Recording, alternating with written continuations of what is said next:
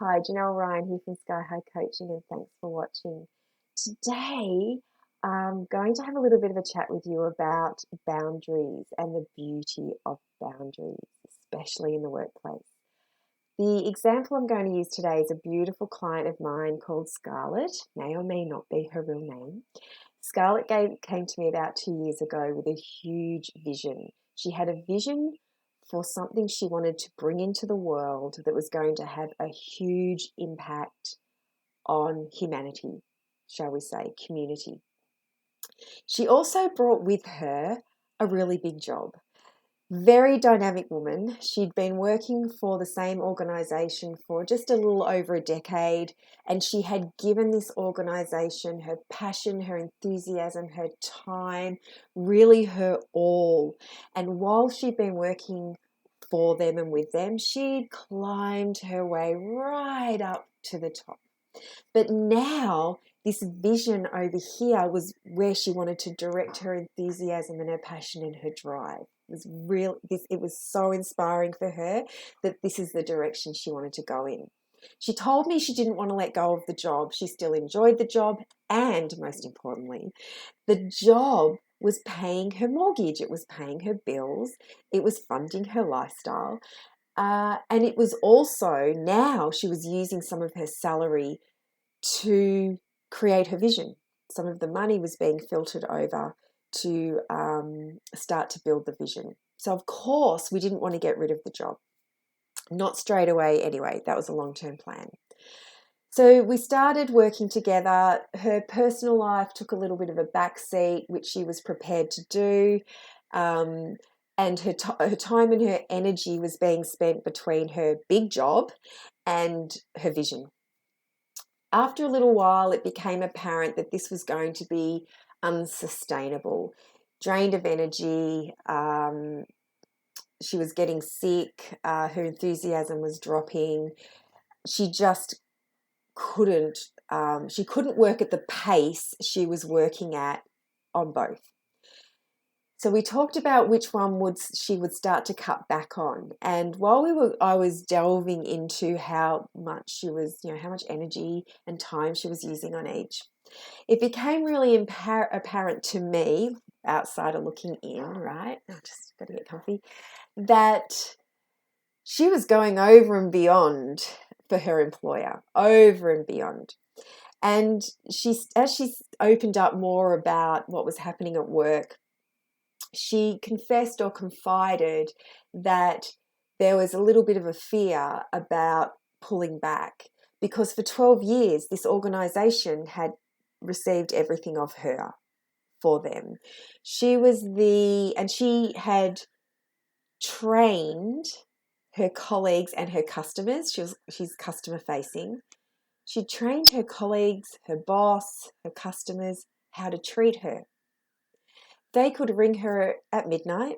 They could ask her to be in a meeting at 7 a.m. It was absolutely nothing for her to work an entire weekend.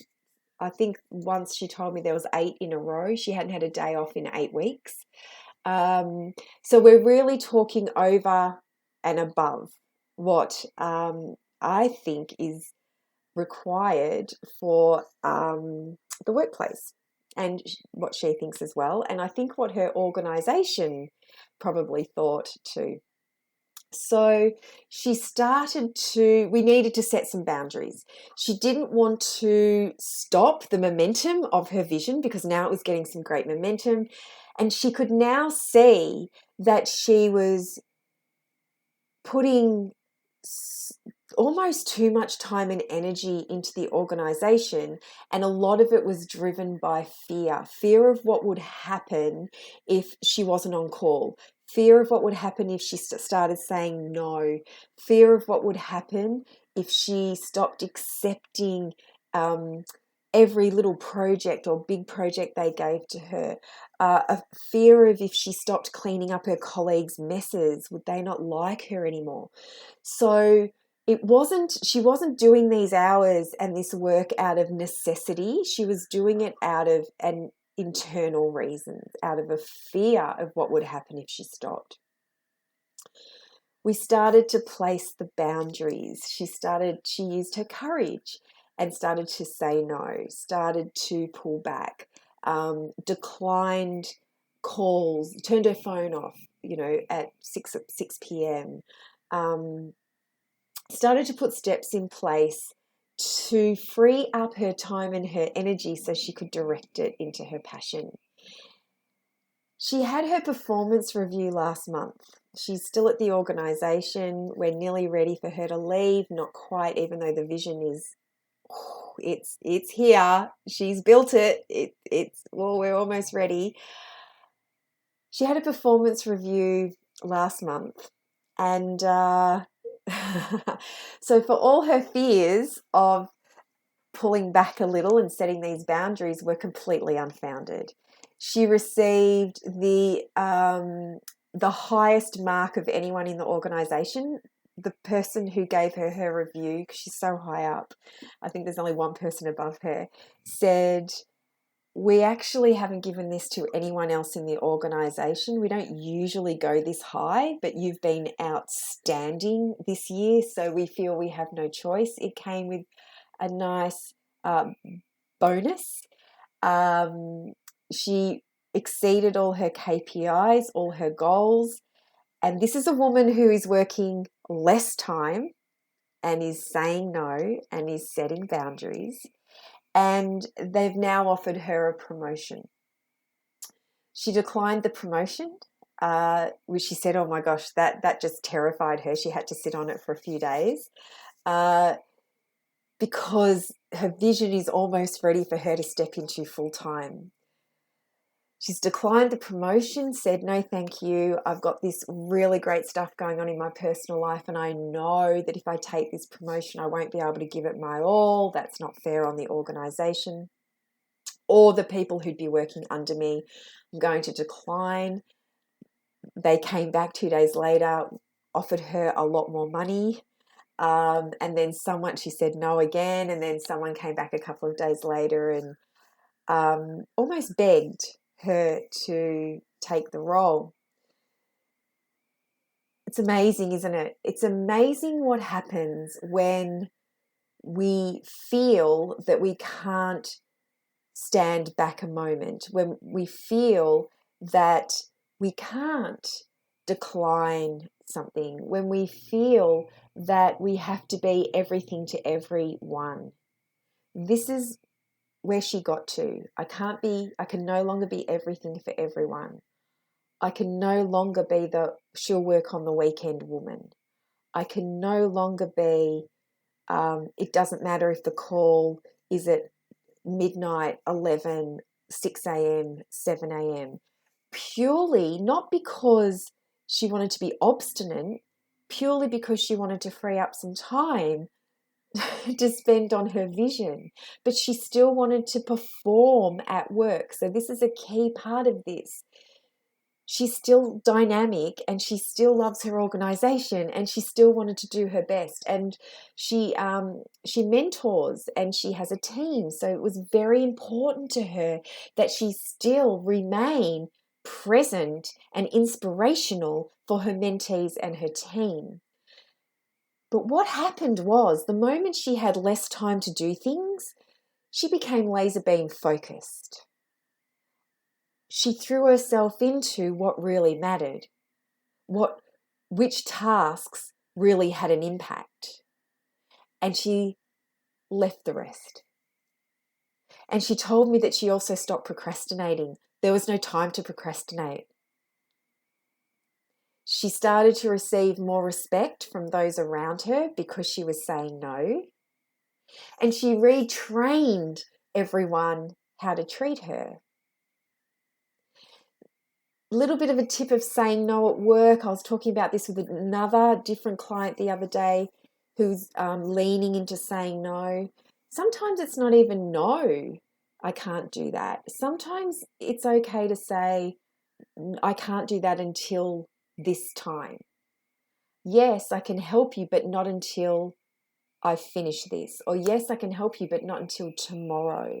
So it doesn't even necessarily have to be a no. It can be yes, I can, but I need to finish what I'm doing first. And you'll be amazed at how often the person finds another way to do it.